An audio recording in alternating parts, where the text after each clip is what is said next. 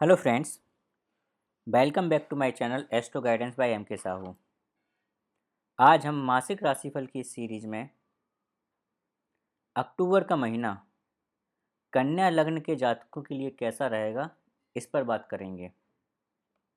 इस वीडियो के माध्यम से मैं आपको जेनरिक प्रेडिक्शन दूंगा कन्या लग्न के लोगों के लिए अक्टूबर मंथ के लिए।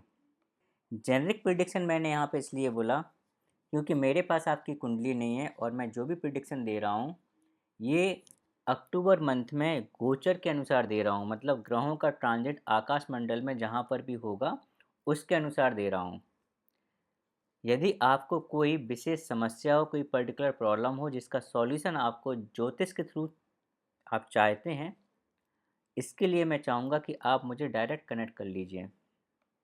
आगे बढ़ने से पहले मैं दो बातें बताना चाहूँगा। पहली कि ये जो मैं प्रिडिक्शन दे रहा हूँ ये आपकी लग्न कुंडली के बेसिस पे दे रहा हूँ। दूसरी कि मैं यहाँ पर प्रिडिक्शन देते समय ग्रहों के गोचर के अनुसार जो ग्रह आपको प्रॉब्लम कर सकते हैं, आपकी लाइफ में संघर्ष ऐड कर सकते हैं, स्ट्रगल ऐड कर सकते हैं, उन ग्रहों की मैं रेमेडी भी बताऊंगा। अतः आप वीडियो को स्किप मत करिए, अदरवाइज वो रेमेडी आपसे मिस हो सकती है। चलिए फिर देर न करते हुए हम आज का वीडियो स्टार्ट करते हैं। सबसे पहले हम देखते हैं कि ग्रहों की जो पोजीशन है उसके अनुसार कौन कौन से योग आपकी कुंडली में बन रहे हैं अक्टूबर के महीने में। तो सबसे पहले आप देखिए कि यहाँ पर आपका धन योग बन रहा है शुक्र के कारण, क्योंकि शुक्र जो है वो आपका सेकंड हाउस का लॉर्ड है और साथ ही साथ नौवें घर का भी लॉर्डशिप लेके बैठा हुआ है। बैठा कहाँ है? आपके सेकंड हाउस में। अतः यहाँ पर एक धन योग बन रहा है। यदि शुक्र आपकी कुंडली में एक्टिवेटेड है, अब एक्टिवेटेड कैसे होगा आपकी कुंडली में? इसका मतलब है कि शुक्र की या तो महादशा चल रही हो, अंतर्दशा चल रही हो या प्रत्यंतर दशा चल रही हो, तो इस केस में आपको धन योग के पूरे पूरे फायदे मिलेंगे। धन योग के फायदे मतलब क्या है कि आपके पास धन आएगा, आपकी वेल्थ बढ़ेगी। वो कहीं से भी बढ़ सकती है, कैसे भी बढ़ सकती है, लेकिन बढ़ेगी। अब यहाँ पर एक बात और ध्यान में रखना चाहिए कि शुक्र की पोजीशन आपकी कुंडली में कैसी है, लग्न कुंडली में, इस पर बहुत कुछ डिपेंड करता है।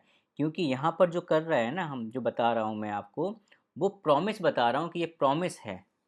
अब वो प्रॉमिस पूरा होता है नहीं होता है, किस हद तक पूरा होता है, वो डिपेंड करता है कि वो ग्रह आपकी कुंडली में या वो घर आपकी कुंडली में कैसा है।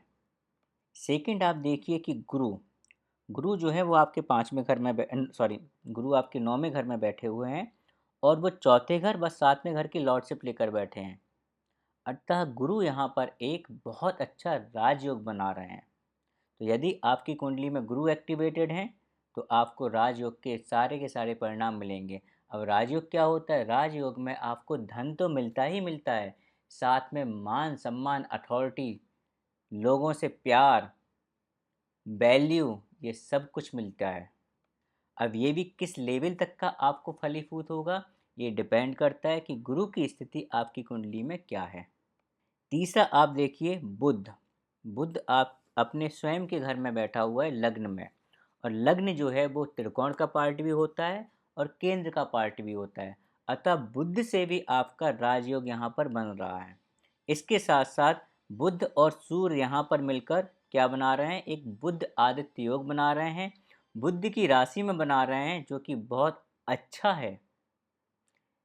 तो यहाँ पर आपको बुध आदित्य योग के भी फल मिलेंगे यदि बुध या सूर्य कोई भी आपकी कुंडली में एक्टिवेटेड है। तो बुध के एक्टिवेशन से ज़्यादा फायदा होगा, क्योंकि बुध जो है वो आपके थर्ड हाउस सॉरी बुध आपके 10th हाउस और लग्न दोनों का स्वामी है, दोनों ही अच्छे घर हैं।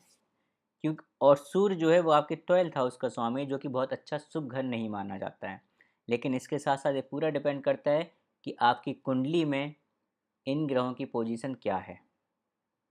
अब सबसे पहले तो हम बात करते हैं कन्या लग्न के जो लोग होते हैं वो बुध से ड्रेवन होते हैं। मतलब क्या है कि उनका जो लग्नेश होते हैं वो बुध ग्रह होते हैं और बुध क्या है? बुध बचपन है, यूथ है।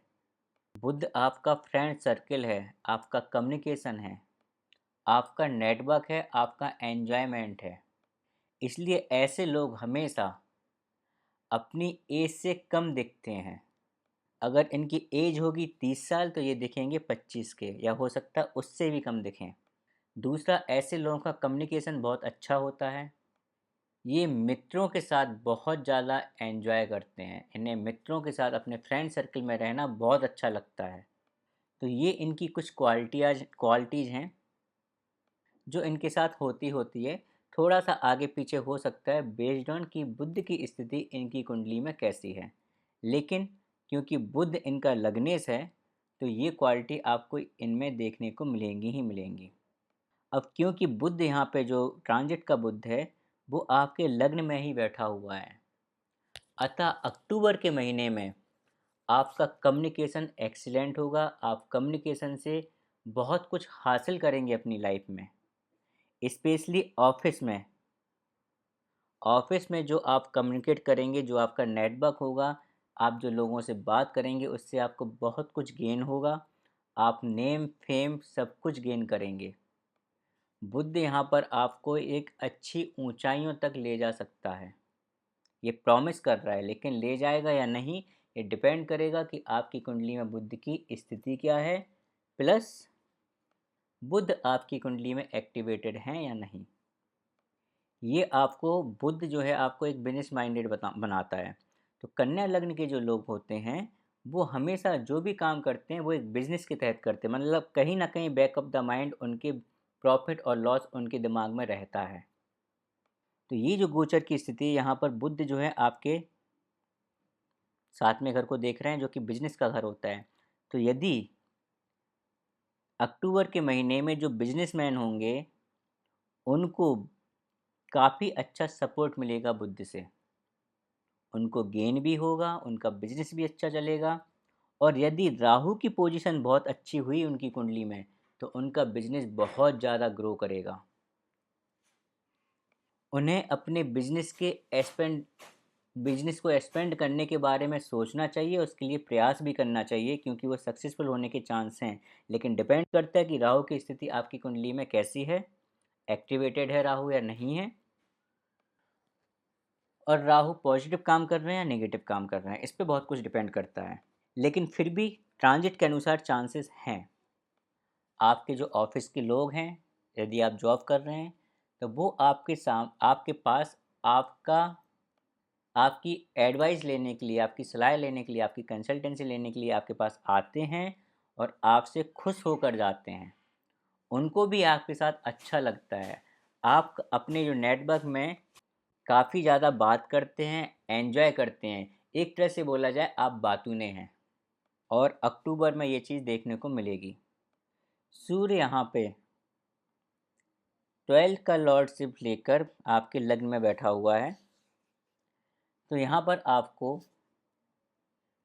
यदि सूर्य आपकी कुंडली में अच्छा है, तो आपको मोक्ष के लिए एक द्वार ओपन करेगा।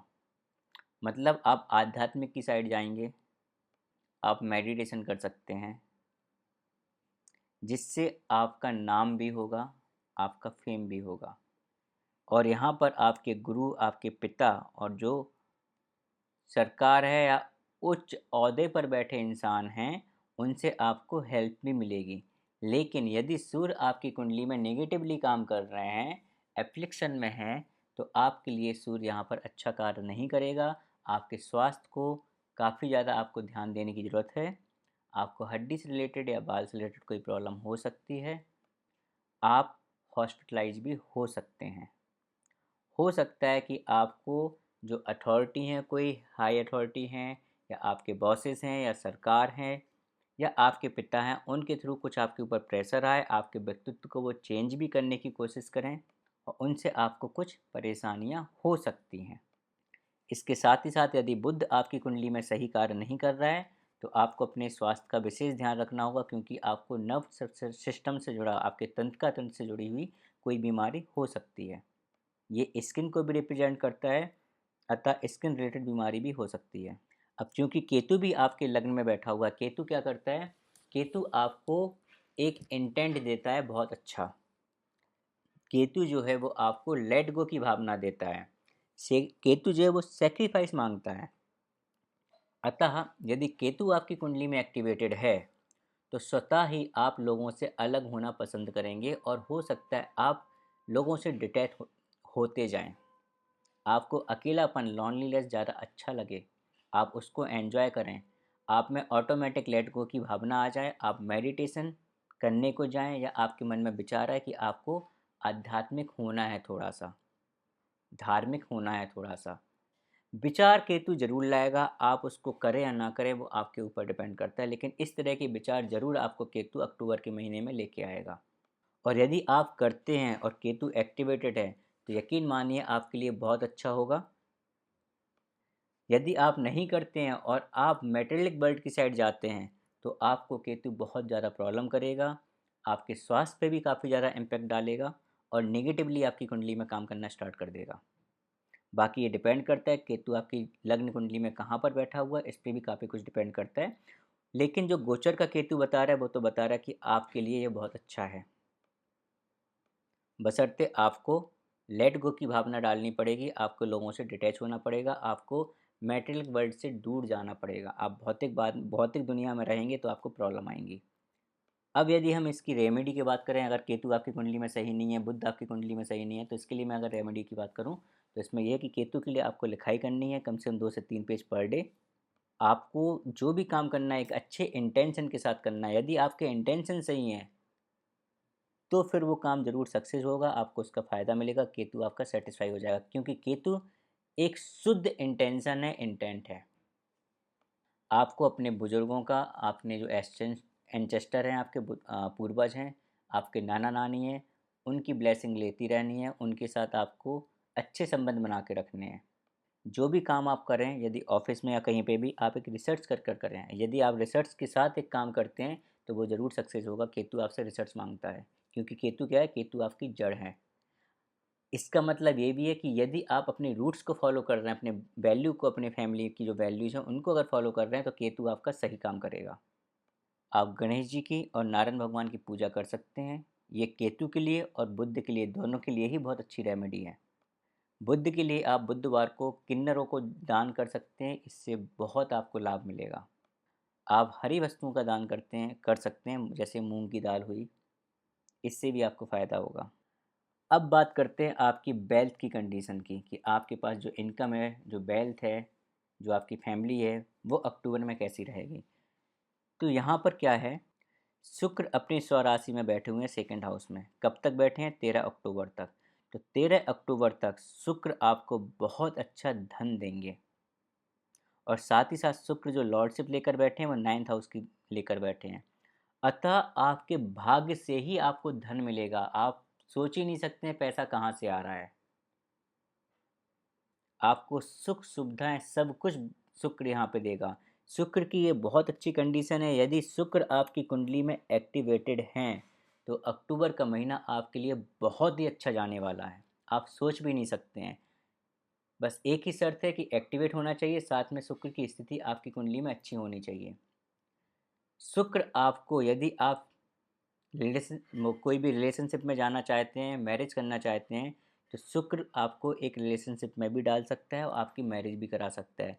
तो यदि आप काफ़ी दिन से वेट कर रहे हैं मैरिज के लिए, तो ये शुक्र की जो कंडीशन है, अगर शुक्र आपकी कुंडली में एक्टिवेटेड है तो यहाँ पर आपकी मैरिज करा सकता है वो। इसके साथ ही साथ शुक्र जो है वो अपने 7वीं दृष्टि से आपके 8वें घर को देख रहा है, अतः 8वें घर को भी एक्टिवेट करेगा यदि शुक्र एक्टिवेटेड है। और इस केस में क्या होगा कि आपके जीवन में थोड़े से संघर्ष ऐड कर देगा। आपको जो इन लॉज हैं वहाँ से बेनिफिट मिल सकते हैं। यदि आपकी मैरिज हो चुकी है, आपको पैतृक संपत्ति मिल सकती है। आपको, अगर आप स्टॉक में कार्य करते हैं तो वहाँ से भी आपको गेन दे सकता है। ये सारी चीज़ें आपको अच्छी चीज़ें दे सकता है। लेकिन यदि शुक्र आपकी कुंडली में खराब है, इस केस में क्या होगा, आपको इन सब में लॉस दे देगा। स्टॉक में आपको लॉस दे सकता है। आपने अगर किसी को उधार पैसा दिया हुआ है वो आपको हो सकता है वापस ना मिले। फैमिली पर हो सकता है आपके कुछ खर्चे हो करवा दे, अनवांटेड खर्चे। तो इस तरह की चीज़ें कर सकता है। बीमारी भी दे सकता है फैमिली में किसी को। अगर शुक्र वहाँ पर नेगेटिव कार्य कर रहा है तो। और यदि आप एस्ट्रोलॉजी में से जुड़े हुए हैं, किसी भी वजह से एस्ट्रोलॉजी से जुड़े हुए हैं, या आप सॉफ्टवेयर टेस्टिंग प्रोफाइल में, तो शुक्र आपको इतनी प्रॉब्लम नहीं करेगा नेगेटिव होते हुए भी, स्पेशली 8th हाउस की चीज़ों को लेकर नहीं करेगा। अब 13 अक्टूबर के बाद शुक्र जो है अपने सेकंड हाउस से हटकर, अपनी स्वराशि से हटकर थर्ड हाउस में आ जाएगा, वृश्चिक राशि में। तो यहाँ पर क्या करेगा शुक्र? यदि आप क्रिएटिव फील्ड में हैं, उससे जुड़े हुए हैं, तो आपको शुक्र बेनिफिट देगा। आपके जो एफर्ट हैं वो आप जिस डायरेक्शन में जिस चीज़ के लिए भी कर रहे हैं उसमें सक्सेस दे सकता है। और साथ ही साथ आप यदि अपनी हॉबी पर काम कर रहे हैं तो वहाँ पर भी आपको एक रिलीफ देगा उससे, और उससे भी आपको एक सुख का अनुभव होगा। लेकिन ये तब होगा जब शुक्र आपकी कुंडली में सही कार्य कर रहे होंगे। अगर शुक्र सही कार्य नहीं कर रहे हैं तो आपको प्रॉब्लम देंगे थर्ड हाउस से रिलेटेड। आपको आपके डॉक्यूमेंटेशन, आपको टूर ट्रेवल का अगर आपका बिजनेस है तो वहाँ पर लॉस दे सकते हैं। आप यदि मीडिया से जुड़े हुए हैं, रिपोर्टर हैं, तो वहाँ पर भी कुछ आपके लिए प्रॉब्लम क्रिएट कर सकते हैं। लेकिन शुक्र जो है अपनी सातवीं दृष्टि से अपने स्वयं के घर को देख रहे हैं, और वो जो स्वयं का घर है वो क्या है? वो आपका भाग्य है, क्योंकि भाग्येश भी है और अपने घर को देखेंगे। अतः भाग्य आपका जरूर हर पल साथ देगा। आप जो भी कार्य करेंगे भाग्य आपका वहाँ पर साथ देगा। आप कुछ तीर्थ स्थान को भी विजिट कर सकते हैं, छोटी छोटी यात्राएं भी कर सकते हैं जिससे आपको लाभ हो सकता है। लेकिन यदि शुक्र आपके लिए सही नहीं है तो उन छोटी छोटी यात्राओं से आपको नुकसान भी हो सकता है, आपका स्थान परिवर्तन भी हो सकता है। तो ये सारी चीज़ें आपकी हो सकती हैं, क्योंकि यहाँ पर शुक्र जो हैं वो अपनी शत्रु राशि में भी आ गए हैं। अब यदि इसी तरह से हम बात करें सूर्य की, तो सूर्य क्या है? वो 17 अक्टूबर को अपने फर्स्ट हाउस से हटकर, आपके लग्न से हटकर अपनी नीच की राशि तुला में प्रवेश करेंगे, क्योंकि तुला उनकी नीच की राशि है। तो यदि सूर्य की स्थिति आपकी लग्न कुंडली में सही नहीं है तो अक्टूबर का महीना आपके लिए प्रॉब्लम क्रिएट कर सकता है। यदि सूर्य आपके लिए एक्टिवेटेड है, आपको काफ़ी लॉसेस हो सकते हैं, आपकी फैमिली में भी, आपके फाइनेंशियल कंडीशन को लेके भी आपको लॉस हो सकता है। आपकी फैमिली में कोई बीमार भी पड़ सकता है, उनके स्वास्थ्य का आपको विशेष ध्यान रखना होगा। और क्योंकि सूर्य जो है वो अहंकार भी देता है, तो आप अहंकार और अपने घमंड के चलते हुए अपनी फैमिली से दूर भी हो सकते हैं, उनके साथ झगड़ा कर सकते हैं। लोगों को लगेगा कि आप काफ़ी ज़्यादा एरोगेंसी से बोल रहे हैं या आप बहुत एरोगेंट हो गए हैं। तो इस तरह की कंडीशन सूर्य ला सकता है यदि सूर्य आपकी कुंडली में एक्टिवेटेड है तो। और सूर्य की स्थिति भी देखनी पड़ेगी कि आपकी कुंडली में क्या है, इसके बेसिस पे काम करेगा। लेकिन गोचर के अनुसार वो नीच राशि में जा रहा है जो प्रॉब्लम करेगा। ठीक इसी प्रकार से बुध भी जो है वो 10 अक्टूबर को अपने कन्या राशि से निकलकर तुला राशि में जाएंगे। तो 10 अक्टूबर को जब बुध वहाँ पर जाएंगे तो ये जो तुला राशि है ये इनके बुध की मित्र राशि है। अतः बुध के लिए यहाँ पे प्रॉब्लम नहीं है। बुध जब यहाँ पर जाएंगे तो आप अपनी फैमिली से और ज़्यादा अटैच हो जाएंगे, जेल करेंगे उनके साथ एंजॉय करेंगे। आप अपने फाइनेंशियल कंडीशन को, अपने पैसे से भी काफ़ी एंजॉय करेंगे। आप खाने पीने के शौकीन हैं, आप वहाँ पर इस मंथ में खाने पीने को भी एंजॉय करेंगे। कब? 10 अक्टूबर के बाद। और जब बुध यहाँ पर होंगे तो वो अपनी सातवीं दृष्टि कहाँ डाल रहे होंगे? आपके 8वें घर में, जो कि ज्योतिष का घर है। और बुध स्वयं ज्योतिष हैं, ज्योतिष को रिप्रेजेंट करते हैं। अतः यदि आप ज्योतिष में हैं तो ये आपके लिए बहुत अच्छी कंडीशन है। आपके पास बहुत पैसा आ सकता है ज्योतिष के थ्रू, आपकी वेल्थ बढ़ सकती है। और 8th हाउस एक्टिवेट होते हुए भी आपके लिए प्रॉब्लम नहीं करेगा। यदि आप ज्योतिष से जुड़े हुए नहीं हैं तो आपको प्रॉब्लम्स आ सकती हैं, आपको कोई बीमारी भी लग सकती है, और आपको अपनी लाइफ में संघर्ष भी करने को देखने को मिल सकता है। तो यदि आप ज्योतिष से जुड़े हुए नहीं हैं तो मैं ज़रूर बोलूँगा कि आप ज्योतिष से जुड़ना स्टार्ट कर दीजिए, क्योंकि 8th हाउस को अच्छा रखना बहुत ज़रूरी है। तो यदि आपको ज्योतिष में इंटरेस्ट नहीं है तो आप क्या कर सकते हैं? आप रिसर्च वर्क में आप अपने आप को इन्वॉल्व करिए।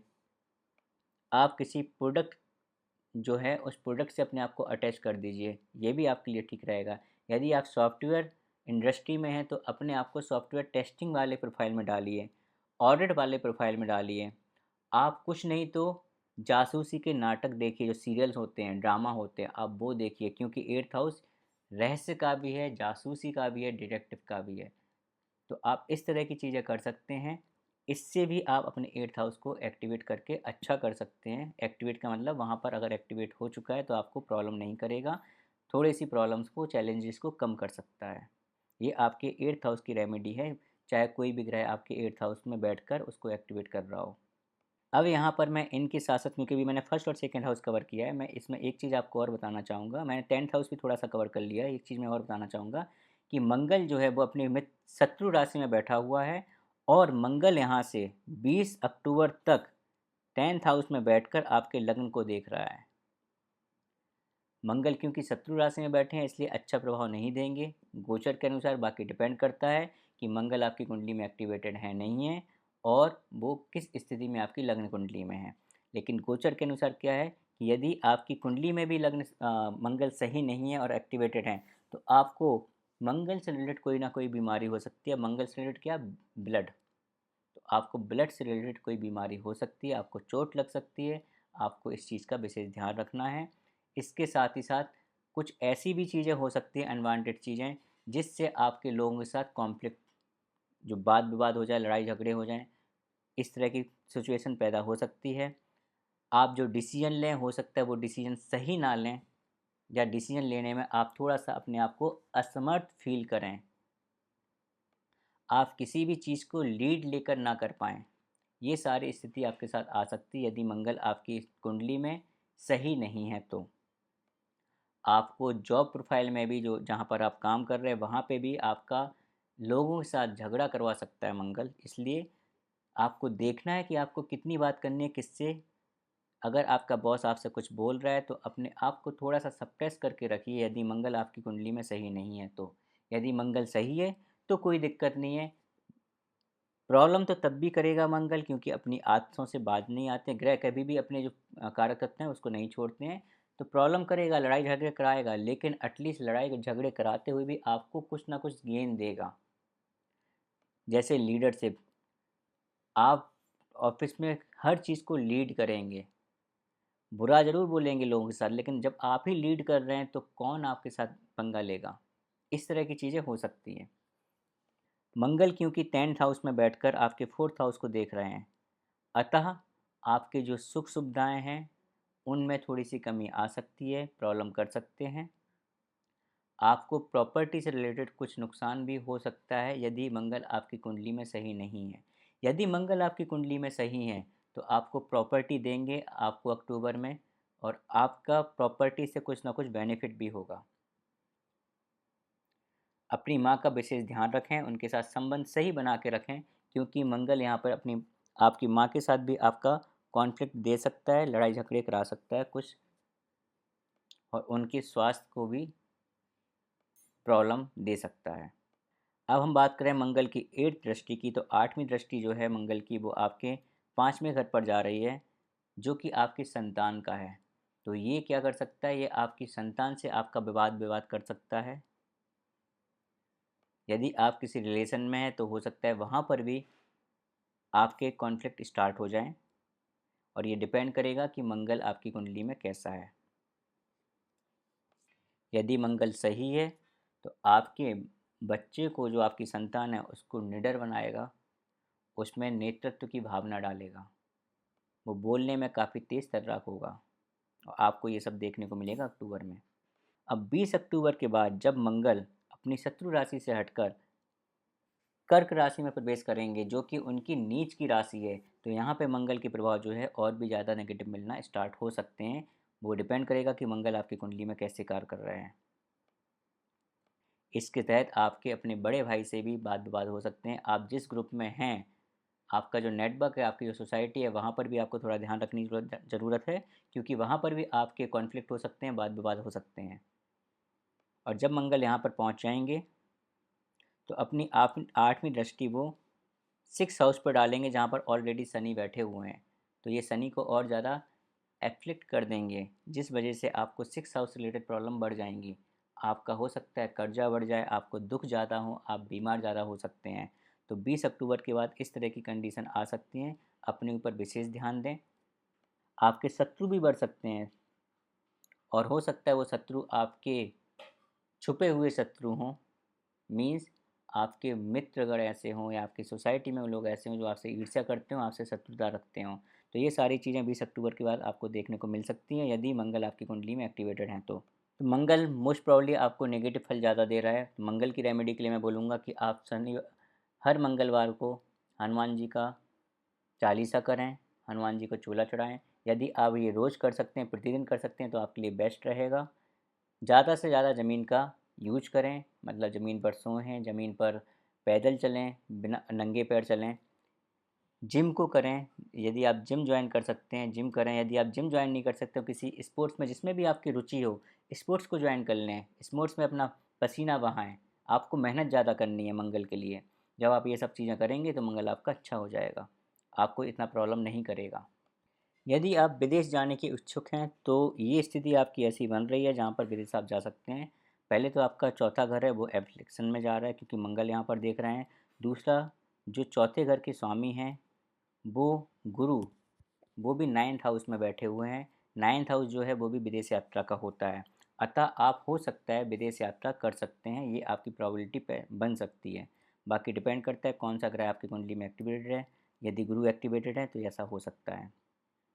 इसके साथ ही साथ यदि आप मैरिज के लिए इच्छुक हैं, आप शादी करना चाहते हैं, तो जैसे मैंने बताया शुक्र, ऐसे ही गुरु भी जो है वो आपके 7th हाउस के लॉर्डशिप लेके बैठे हुए हैं, राजयोग भी बना रहे हैं।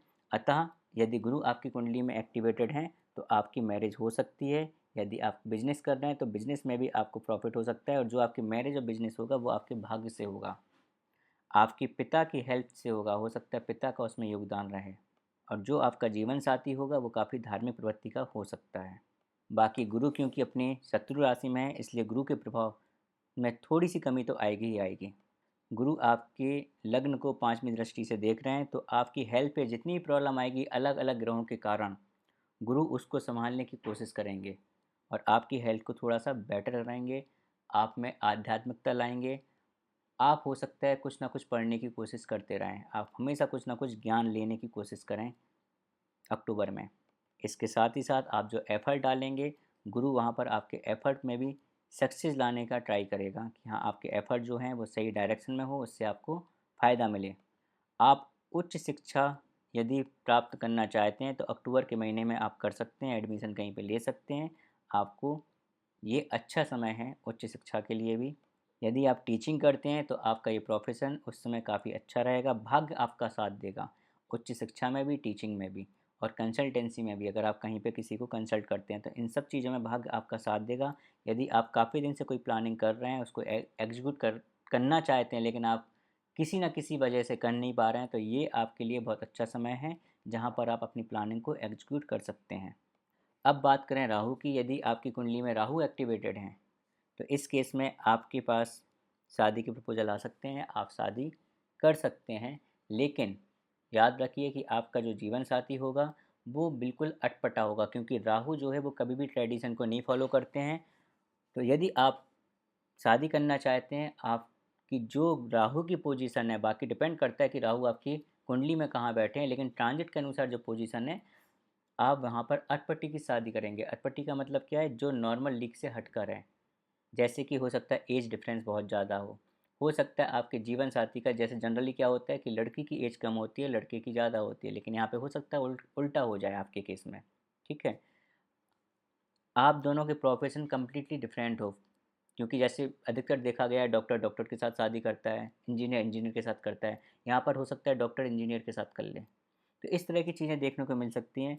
आपका जो स्पाउस है वो हो सकता है विदेश से भी संबंध रख सकता है और यहाँ पे विदेश का मतलब अलग स्टेट भी होता है, मतलब साउथ इंडियन की शादी नॉर्थ इंडियन के साथ हो जाए। और जब ऐसा रहेगा, इस तरह की अटपटी शादी होगी, वही शादी राहु चलने दे सकते हैं। यदि यदि शादी जो है या रिलेशनशिप आपका जो है, मैरिज जो है, वो नॉर्मल ट्रेडिशन से हुई तो आपको प्रॉब्लम हमेशा रहेगी और चांसेस है कि आपकी वो शादी ना चल पाए। लेकिन ये सब कुछ बहुत ज़्यादा डिपेंड करता है कि आपकी कुंडली में भी राहु कहाँ बैठा है, एक्टिवेटेड है या नहीं है। राहु के उपाय की बात करें अगर तो पीपल के वृक्ष के नीचे सरसों के तेल का दिया रखें, उसमें काला तिल डालकर जलाएं। मतलब जो दिया में काला तिल आप डाल लें सरसों के तेल में, उसके बाद ही वहाँ पर दीपक को जलाएं। भोलेनाथ जी पर जल चढ़ाएं हर शनिवार को, उसमें भी काला तिल डाल के। फोटोग्राफी करें। आप दिखावा कर सकते हैं, राहु क्या है, राहु दिखावा है। तो यदि आपके पास कोई चीज़ नहीं भी है, आपके पास 2 रुपये भी हैं, तब भी आप ऐसे दिखावा करें जैसे आपके पास 10 रुपये हों। इससे राहु को आप सेटिस्फाई करेंगे। तो राहु दिखावा बहुत ज़्यादा मांगता है, तो आप इस तरह की चीज़ें भी कर सकते हैं, राहु को आप सेटिस्फाई कर सकते हैं। आप अपना संबंध कहीं ना कहीं विदेश से जोड़ के रख सकते हैं, चाहे वो अलग स्टेट हो। यदि आप एमएनसी में काम कर रहे हैं तो हो सकता है आप अपने फॉरेन क्लाइंट से बात करते रहें। तो इस तरह की चीज़ों से क्या है, आप अपने राहु को सेटिस्फाई कर सकते हैं। अब बात करते हैं आपके 6 हाउस की, जहाँ पर शनि बैठे हुए हैं। शनि 6 हाउस में बैठा हुआ अच्छा होता है। कोई भी अशुभ ग्रह अगर आपके 6 हाउस में बैठे होते हैं तो अच्छे माने जाते हैं, स्पेशली फाइनेंशियल टर्म में वो आपको गेन देते हैं। यहाँ पर शनि अपनी स्वयं राशि में बैठे हैं, अपनी खुद की राशि में बैठे हैं। अतः अच्छा भी है ये, खराब भी है। खराब अच्छा इसलिए है क्योंकि यदि शनि यहाँ पर नीच की राशि में होते ज़्यादा अच्छा होता है फाइनेंशियल गेन के लिए, लेकिन क्योंकि वो अपनी स्वयं की राशि में है, अतः 6 हाउस के जो कारक तत्व हैं उसको थोड़ा सा इजी करने की कोशिश करेंगे। इजी करने का मतलब आपके शत्रु जो हैं वो आप पर हावी होने की कोशिश करेंगे, उनको इजी बना देंगे। ये लिटिगेशन आपके ऊपर हो सकता है, बीमार आप हो सकते हैं, ये सारी चीज़ें हो सकती हैं अगर यदि शनि आपकी कुंडली में एक्टिवेटेड हैं तो। और यदि शनि आपकी कुंडली में एक्टिवेटेड है तो आपके लिए बहुत ही ज़्यादा टफ टाइम होने वाला है। कन्या राशि के लिए बहुत ही ज़्यादा टफ होने वाला है, आपको विशेष ध्यान रखने की ज़रूरत है। क्यों? इसका मैं रीज़न भी आपको बताना चाहूँगा। क्योंकि शनि अगर यदि एक्टिवेटेड है तो ये हाउस आपका एक्टिवेट होगा। शनि की तीसरी दृष्टि से आपका 8th हाउस भी एक्टिवेट हो जाएगा, और शनि की 7वीं दृष्टि से आपका 12th हाउस भी एक्टिवेट हो जाएगा। इसका मतलब क्या हुआ कि शनि के ट्रांजिट से आपका 6, 8, 12 का कॉम्बिनेशन एक्टिवेट हो रहा है, जो कि बहुत ही डेडली कॉम्बिनेशन है आपके स्वास्थ्य को लेकर। अतः अपने स्वास्थ्य का बहुत ज़्यादा आप ध्यान रखिए। यदि शनि आपकी कुंडली में एक्टिवेटेड है, कोई ना कोई बड़ी बीमारी लग सकती है। और साथ ही साथ शनि का एक्टिवेशन का मतलब क्या है कि शनि या तो अंतर्दशा में होंगे या महादशा में होंगे।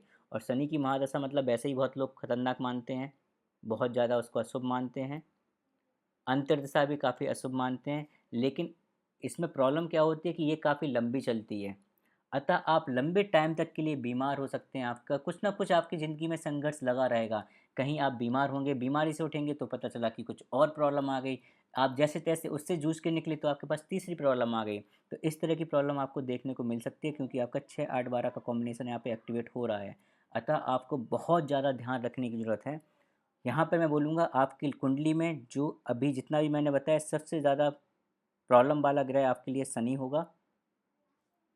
बाकी ये डिपेंड करता है कि आपकी एक्चुअल कुंडली में शनि कहाँ बैठे हैं और कौन कौन से हाउस को एक्टिवेट कर रहे हैं। लेकिन जो भी ग्रह आपके 6, 8, 12 का कॉम्बिनेशन एक्टिवेट करेंगे, वो ग्रह आपके लिए काफ़ी डेडली साबित होंगे, और उस ग्रह का आपको रेमेडी करनी ही करनी है। मैं ऑलरेडी आपको मंगल की, बुध की, केतु की, राहु की, इन सब की रेमेडी बता चुका हूँ, जो कि आपके ट्रांजिट के अनुसार प्रॉब्लम करने वाले लग रहे हैं मुझे। शनि की रेमेडी के लिए मैं आपको बताऊंगा कि आप हर शनिवार को पीपल के वृक्ष के नीचे सरसों का तेल का दिया रखें। शनिवार को शंकर जी की आराधना करें, उन पर जल चढ़ाएं। यदि आप डेली ये कर सकते हैं तो बहुत अच्छा है। आपको 2 काम डेली बेसिस पे क्या करने हैं। एक तो शिव जी की जो शिवलिंग होता है वहाँ पर जल चढ़ाना है। दूसरा, आपको डेली बेसिस पे हनुमान जी की चालीसा करनी है। शनिवार को तो ये 100% करनी है, आप बिल्कुल भी मिस नहीं कर सकते हैं। हर शनिवार को शाम को आप शनि जी का जाप करें, ओम सम शनिश्चराय नमः। ये आपको 108 बार करना है हर शनिवार को शाम को। इसके साथ साथ, क्योंकि ये 6 हाउस में बैठा हुआ है, और शनि क्या है, शनि आपके नौकर चाकर होते हैं, आपके एम्प्लॉय होते हैं। आप अपने घर में जितने भी नौकर आपके घर में लगे हैं, यदि आप जॉब कर रहे हैं तो आपके अंडर में जितने भी लोग हैं, उन सब के साथ अच्छा बिहेव करें, बिल्कुल भी उनका अपमान ना करें। जो भी गरीब लोग हैं, मरीज हैं, रोगी हैं, अंडर प्रिविलेज लोग हैं, उनकी हमेशा कुछ ना कुछ सहायता करते रहिए अपनी सामर्थ्य के अनुसार। निस्वार्थ सेवा करें। निस्वार्थ सेवा कहाँ पर कर सकते हैं आप, जैसे मंदिर, गुरुद्वारा, मस्जिद, वहाँ पर आप जाएं और वहाँ पर आप निस्वार्थ सेवा, सफाई वफाई करें, और जैसे होते हैं, आपने गुरुद्वार में देखा होगा, जूते चप्पल के लिए भी होते हैं लोग, वो आपको इकट्ठा करके आपके लिए वो सारा काम करते हैं। तो ये सारी चीज़ें आप कर सकते हैं जो कि निस्वार्थ सेवा के फॉर्म में होंगी, और इससे आपके शनि देव जो हैं वो थोड़ा सा शांत रहेंगे। डिसिप्लिन में रहें अपनी लाइफ में। अनुशासन आपके लिए बहुत ज़रूरी है, स्पेशली जब तक शनि की महादशा, अंतर्दशा या प्रत्यंतर दशा चल रही है। मांस मदिरा का सेवन बिल्कुल ना करें। तो ये सारी रेमेडी हैं शनि के लिए। आज के लिए इतना ही। मैंने ऑलमोस्ट सब कुछ आपका जेनेरिक प्रिडिक्शन दे दी, आपको प्रॉब्लम बताई किस किस एरिया में आपको प्रॉब्लम हो सकती है, किस किस प्रोफेशन के लिए ये अच्छा महीना जाएगा, ये सब कुछ मैंने कवर किया है। और मैंने बहुत सारी आपको रेमेडीज़ दी हैं। यदि इसके बाद भी आपको कुछ स्पेशल कोई प्रॉब्लम है, आप मुझसे डिस्कस कर सकते हैं। ज़रूर ही मैं आपके लिए कुछ ना कुछ सॉल्यूशन लेके आऊँगा उस पे। आज के लिए इतना ही। धन्यवाद।